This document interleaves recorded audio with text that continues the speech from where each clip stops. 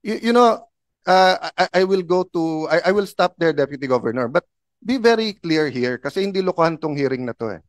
Di ba? Sana sinabi mo kanina, sir, it took us time and everything, but we're giving them 48 hours. Eh sinabi nyo hindi, you ordered them na eh. Pag binuksan mo ngayon, meron eh. Bigyan ko lang po si BSP. Kailan mo magtatapos itong 48 hours? It starts from today. Kailangan po matatapos. Anong araw po yan? That's 2 days sa Saturday, Your Honor. Sa Saturday. So sa Saturday, in-expect natin na committee na ito na wala ng games yan sa e-wallet na yan. By end of Saturday. Sa Saturday. Opo. Anong oras po sa Saturday? Umaga, tanghali, gabi? 48 hours po, so we give them until the end of Saturday to remove. End of the Saturday. So ibig sabihin, sige, pagbibigyan kita, Sunday morning, hindi ko na makita yung games sa mga e-wallets. Opo, wala na po. Pag may nakikita po ako, i-contempt kita. I would respectfully object, Mr. Chairman, to that statements made by Central Bank in saying that they need time 48 hours to take it down, while we heard from ASEC Paraiso a while ago that they can do it right away. I just don't get it, Mr. Chairman. Forgive me, Your Honors, my dear colleagues. It is not acceptable yung answer bakit kailangan ng 48 hours. We wanted to protect the public eh. Namamatay na nga yung mga tao eh. Numbers don't lie. These facts, these reports, ang dami pang hindi nare-report, Mr. Chairman. Kausap ko lang yung isang governor sa isang probinsya dito sa Pilipinas. Sabi niya, halos araw-araw may nagpapakamatay dito, pare. Within 48 hours. So let us clarify, Mr. Chairman. Ano ba talaga? Yung pagtanggal lang ng advertising apps sa e-wallets or pagtanggal talaga ng e-wallets sa paggamit sa pagpusta nito mga games na yun? 48, ba't kinakalampan ng 48 hours? Eh sabi nga na dito, isang pindot lang yan, tapos na wala na yung apps na yan. Ba't kinakailang palugit? Para marami pang pwedeng tumaya? Para meron pang mga kukuha ng porsyento sa mga taya na yun? Kung bago ka lang dito sa NTPH, maaari bang makahingi ng isang like at subscribe? At huwag kalimutan pindutin ang notification bell para ma-notify kapag may ganito tayong upload. Salamat kabayan! Senator Cayetano? Thank you, Mr. Chairman. Before I ask Pagcor, 2 or 3 points lang. Deputy Governor, can you clarify? Sabi niyo kanina kay Senator Marcoleta, may order na kayo na tanggalin yung links? Yes, Your Honor. So, hindi sumusunod sa inyo. Do you have GCash? Yes, Your Honor. I-open nyo yung GCash mo ngayon. Nandiyan pa huli yung link. We gave them 48 hours, So- Your Honor, to take down the links. When did you order, Deputy Governor? Today, Your Honor. So, can you please, I know, sir, sa banking, very conservative, you have a very good reputation.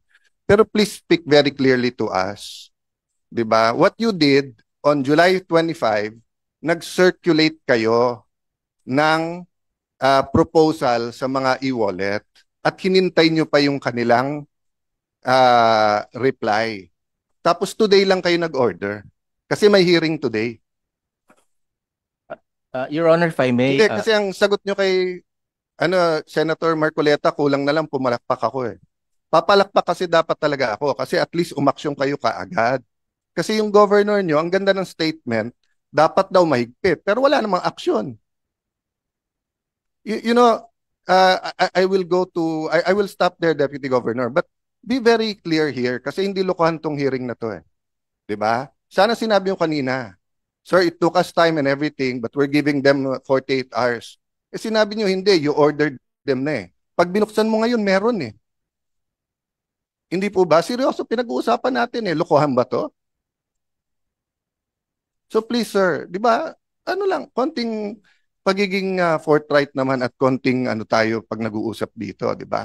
Ang Pagcor mahirapan sumagot kasi trabaho nila magnegosyo ng ano eh, ng gaming eh. That's why, di ba, we'll allow them to ano. But you get my point, sir. Okay, so 48 hours makakaasa kami na tanggal na lahat.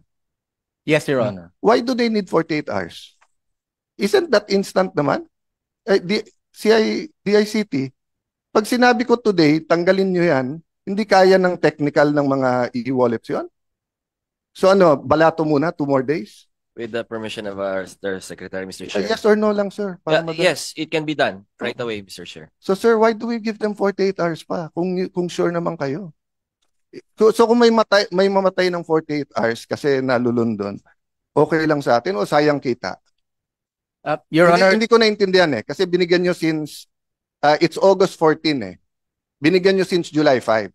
You know, if you call them into the room, you are the central bank So I'm sorry, Mr. Chairman, I'm just talking in terms of from the Committee on Banks, di ba? I was briefed. Conservative, these are gentlemen, etc. But if you called everyone into the room on July 5 and everyone pumayag, the next day, July 26, wala. You come here in the day of the hearing, you know all of the cameras are here, representing the central bank, telling Senator Marcoleta, wala nang links. Then nung tinignan ko meron, then we're giving them 48 hours na hindi naman nila kailangan ng 48 hours. Bakit po? Bakit tayo ganun? Your Honor, we gave them sufficient time for all of them to Sir, remove- the ICT just said now, they can do it instantly. Wala kayong technical people sa central bank? Kayo nagre-regulate ng e-wallets Or sayang yung kita nung 2 days? Your Honor, it's because of that reason to give them time to take them down, lahat sila, and also to give adequate or prompt information to the public. So for Sir, number 1, July 25 pa yung memo nyo. At pumayag sila. So alam na nila. So naghahanda na sila. Number 2, the public, sila nga ang biktima Sila ang biktima. Why do they need to notice na kung gusto nilang sugal, they can do it otherwise, but they do not go to the link. Anyway, I'm taking up too much time, but sir, please, I look forward to working with you. I'm sorry, ikaw yung nandito in the central bank, pero central bank is one of the most respected institution na may political will dito. Ang monetary board is independent. So, pag sinabi yung decisive yung action, decisive tayo. Yeah. Sir, may I move to PAGCOR? First of all, may I start by thanking you na meron know your customer. Senator Cayetano, babalikan ko lang po si BSP. Kailan mo magtatapos itong 48 hours? it starts from today. Kailangan po matatapos. Anong araw po yan? That's 2 days sa Saturday, Your Honor. Sa Saturday. So sa Saturday, in-expect natin na committee na ito na wala ng games dyan sa e-wallet na yan. By end of Saturday. Sa Saturday. Opo. Anong oras po sa Saturday? Umaga, tanghali, gabi? 48 hours po, so we give them until the end of Saturday to remove. End of the Saturday. So ibig sabihin, sige, pagbibigyan kita, Sunday morning, hindi ko na makita yung games sa mga e-wallets. Apo, wala na po. Pag may nakikita po ako, i-contempt kita. Pwede po. Para malinaw po tayo, hindi yung, sabi nga ni Senator Cayetano, wag mo ninyo biro-biruin na komite na ito. We have a problem. We have a crisis. Hindi po ito basta-basta. We are facing crisis, Mr. BSP, sir. And when you say, Saturday po, huling oras na Saturday, sige, pagbibigyan kita hanggang Sunday. Pag Sunday morning, meron pa pong mga games sa mga e-wallet, sir, iko-contempt ka namin. Yes, Your Honor. And we'll also take, we will sanction also the concerned BSP. Mr. Chairman, if I may, Mr. Chairman, if I may, just very short, Mr. Chairman. Right. Thank you, Mr. Chairman. I would respectfully object, Mr. Chairman, to that statements made by Central Bank in saying that they need time 48 hours to take it down, while we heard from ASEC Paraiso a while ago that they can do it right away. I just don't get it, Mr. Chairman. Forgive me, Your Honors, my dear colleagues. It is not acceptable yung answer bakit kailangan ng 48 hours. We wanted to protect the public Namamatay na nga yung mga tao Numbers don't lie. These facts, these reports, ang dami pang hindi nare-report, Mr. Chairman. Kausap ko lang yung isang governor sa isang probinsya dito sa Pilipinas. Sabi niya, halos araw-araw may nagpapakamatay dito, pare. Bakit di natin ma-stop? Again, Mr. Chairman, I'm really sorry. It is not acceptable yung binibigay na sagot kung bakit hindi natin mai sara ngayon kung kaya naman. Ngayon, if there's another answer, Mr. Chairman, that would convince this representation na bigyan pa rin ng 24 hours, sige ho, I will agree. But right now, the answers being given to us, Mr. Chairman, hindi ho acceptable. Sorry. Thank you.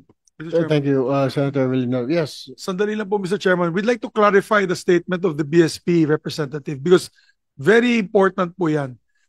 Is your statement is within 48 hours, you will ban the apps on the e-wallets or you will ban e-wallets to be utilized by these gambling operators? That's two different things, ha? Kasi yung apps, tanggal lang yan. Ibig sabihin, walang advertising. Pag punta mo sa GCash, sa PayMaya, hindi na lalabas yun.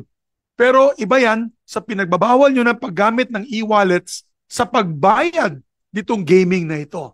Let's clarify that. If you're saying the latter, which is to ban, then I am with you, I support you, and I congratulate you if you can do that within 48 hours. So let us clarify, Mr. Chairman, ano ba talaga? Yung pagtanggal lang ng advertising apps sa e-wallets or pagtanggal talaga ng e-wallets sa paggamit sa pagpusta nito mga games na ito? Mr. Chair, Go ahead. dito kay BSP kay Governor. What's your name, sir?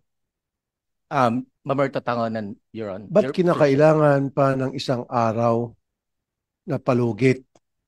48, ba't kinakailangan pa ng 48 hours? Eh sabi nga na dito, isang pindot lang yan, tapos nawala na yung apps na yan.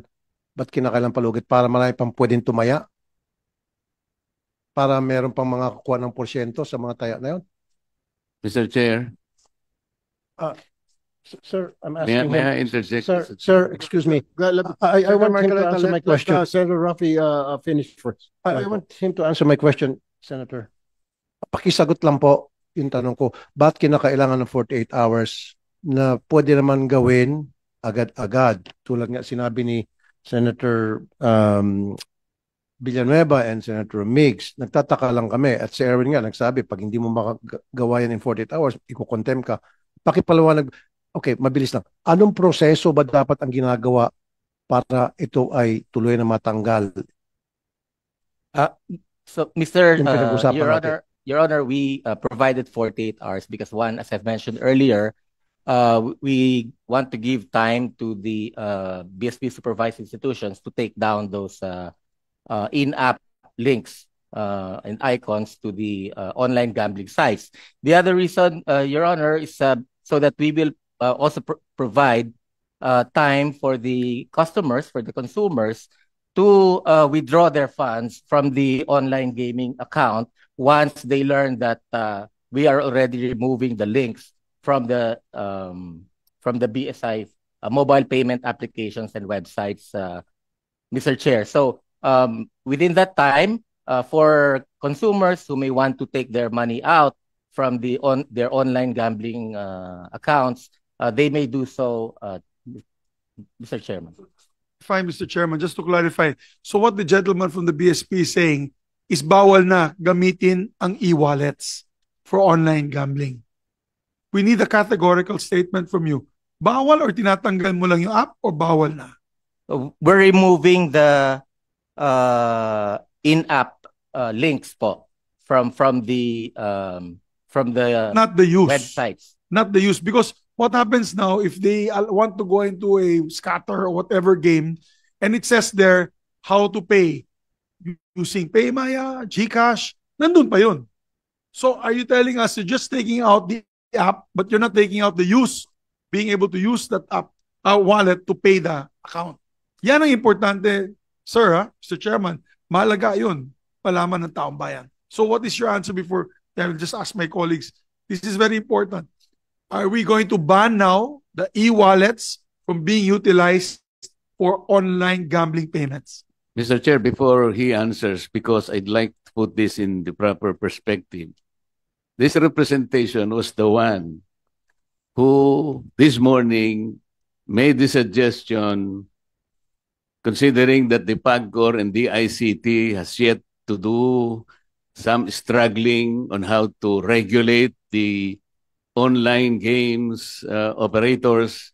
Ang sabi ko nga, maybe BSP should issue a suspension order to all wallet platforms like Paymaya, GCash, etc., to suspend their links to all online gambling operations. Yun po yun eh. Hindi ko alam na bakit sila po yung parang nagigisa ngayon samantalang they're only I think they have only a very limited participation. Sir, are you a game developer? Are you an enabler? Are you a promoter? Di ba ang pinag-uusapan natin dito, Mr. Chair, mga online game gambling operators? Senator Marcoleta, let's just clarify this. Kasi sila yung nagbigay ng pahintulot o lisensya sa mga e-wallets. Pero kasama po ba sa paglilisensya ninyo na pumasok sila sa sugalan, BSP Governor, sir? Did you allow them? I mean, meron po ba kayong go signal to include online gambling sa e-wallets? Did you do that? Kasi ang alam ko po, e-wallet para padala ng pera, di po ba? Bakit po pumayag kayo? I mean, this has been going on for several years now. Mr. Chair, we allowed them to send funds or to remit funds to legal and Ngayon po, bilisan na po natin. Pinayagan nyo ba sila na maglagay ng gambling? Pinayagan po ninyo? Yes or no, sir? Yes or no? Did you? Yes. Did you or did you not? Para malinaw po tayo. May katanungan po Senator Marcoleta. At magtatanong pa po Senator Cayetano, di pa po kami tapos sa PAGCOR. Just answer yes or no. Pinayagan nyo ba? Sandali po, hindi pa nasasagot muna yung tanong ko eh. Kayo muna magot sa tanong ko. Kayo po ba ay game developer? Kayo enabler, promoter, and marketer ng online games? Kasi hindi po. Mr. Chair, parang sila ngayon ang nagigisa eh. That's why I'd like to point out, ano po ba yung limited participation ninyo eh? Kasi ang PAGCOR po ang merong regulatory powers dito eh. Bakit hindi sila yung mauna na mag-regulate? Bakit po yung GCash ang dinidiin natin? Parang nakikita ko, we're all barking on the wrong tree. I just made a suggestion this morning but I did not expect na sila yung gigisahin natin. Hindi po sila yung operator eh. Ang kanila, sa akin pong pagkakaunawa, the participation of GCash occurs only at the point where lawful payment facilitation is performed. And GCash has employed stringent regulatory and compliance control. So, bakit sila yung receiving end? Ito lang naman ang punto. Let us be very reasonable here. Don't be harsh on anybody. Yung PAGCOR ang uunahin natin dito. Sila yung nag-breakdown ng regulation. If they cannot regulate their own accredited and approved online game operators, at sinasabi nila ngayon dito, Mr. Chair, ang problema yung pong mga illegal, bakit hindi po nyo puntahan ng mga platforms, Mr. PAGCOR? Eh, ang mga platforms, kabisado naman natin kung sino-sino sila. Ito yung Google Pay. Ito yung Amazon, ito yung Facebook, ito yung Twitter. Can you not go to them in the first place with the help of DICT? Doon kayo magsimula. That's the first layer. And then go back to your legal or illegal. Tingnan nyo kung meron silang KYC measures to protect the public. Why are we frying the e-wallet? Wala po akong nakikitang participation nila sa e-gambling or whatever. Yes, but they are the conduit to But online for gambling. the Without record, I was the one who suggested. Hindi po pwedeng magtaya yung mga bata kung wala yun. Kaya nga po, ang sinasabi ko, i-suspend nila. Tapos na yun. Pag sinuspend nila lahat, yung link, so wala na pong magbabayad. At the very least, merong provisional tayong nagawa ngayon. May provisional measure that we have done. But let us not naman fry people. Let me answer. Mr. Chair. Bakit nag-isa? Yeah. Senator Let me, Cayetano, then with your Senator permission, dahil Taveros. ako po yung medyo uminitulo. First and foremost, tama po, Senator Marcoleta, ikaw nag-suggest. Ang kasalanan ko, I take all of your suggestions seriously. Na-offend lang po ako na sinagot kasi na wala na yan, wala nang links. Samantalang nung inon ko yung phone na ng aking staff, meron pa rin link. And because nga, I found it lack of political will na July 5, kinonsulta pa rather than then. Secondly, sir, the thing is, I have received information, complaints from very, very reliable, in fact, players to, that yung ibang e-wallets, hindi ko sasabihin kung sino, later on, kasi imbitahin naman ni Chairman Tulfo, sinabi niya kanina, that pati sa illegal, ginagamit yung e-wallets at kulang ang ginagawa nila. Ang PAGCOR does not regulate the e-wallets. It is central bank. Having said that, it is a bigger problem. So anyway, we'll leave it there and we will go now to PAGCOR.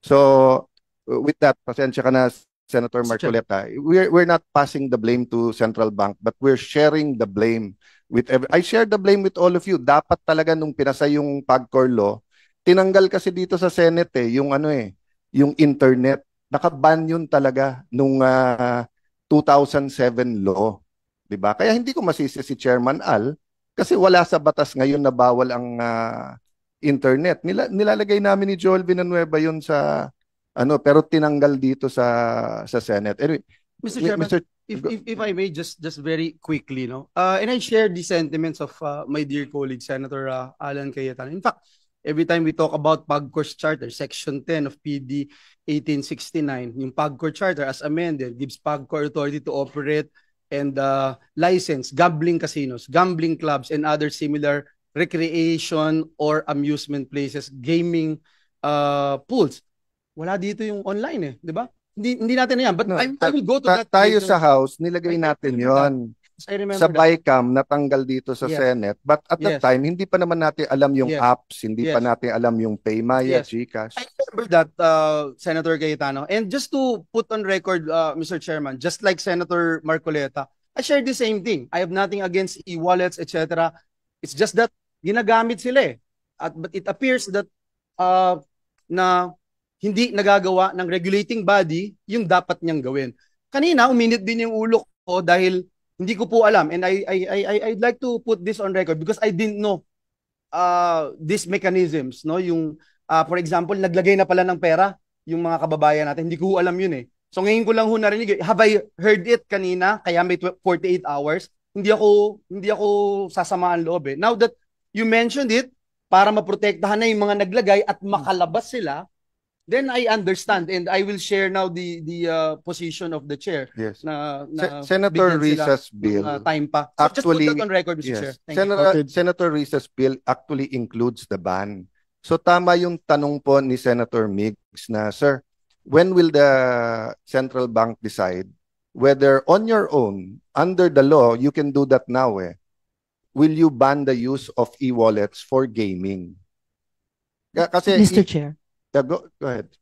With the indulgence of Senator Alan Peter Cayetano, go ahead, Senator Tiveros. Salamat, Mr. Chair, at salamat din kay Senator Alan dahil nabanggit na rin po niya, indeed, yung pagputol po absolutely ng link sa pagitan ng mga e-wallets at super apps at mga online gambling platforms, isa sa pinaka-importanting provision nung bill ko. Which is why also, Mr. Chair, I just wanted to manifest kasi kanina nabanggit na yung mga e-wallets. I'm really looking forward, Mr. Chair, dun sa sinabi ng chair kanina na iimbitahin din sila sa susunod na pagdinig para matanong natin. Because I believe those e-wallets, whether GCash, Paymaya at iba pa, ay may sagutin sa problemang ito ng online gambling. Salamat, Mr. Chair.